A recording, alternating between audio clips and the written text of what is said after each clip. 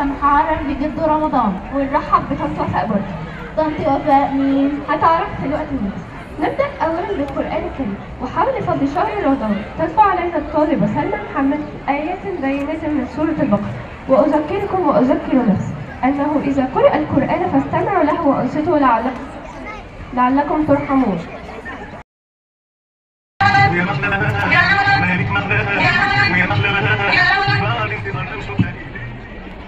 كل زمان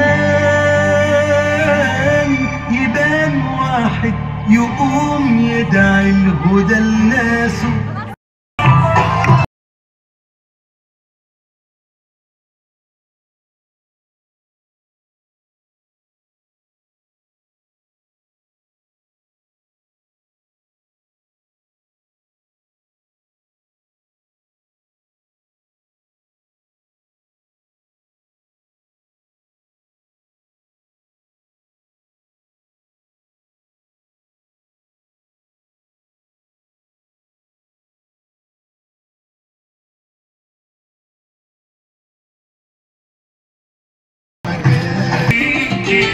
شلتني بايديكي ولما قلت الآه شلتني في عينيكي.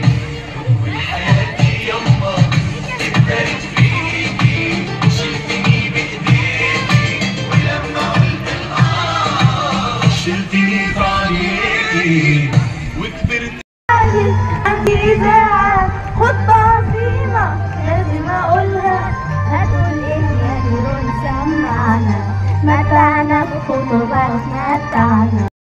يماتي صباح الخير يا مولاتي يا ماما يماتي أبوس الإيد وقلبي سعيد يا أول حب في حياتي.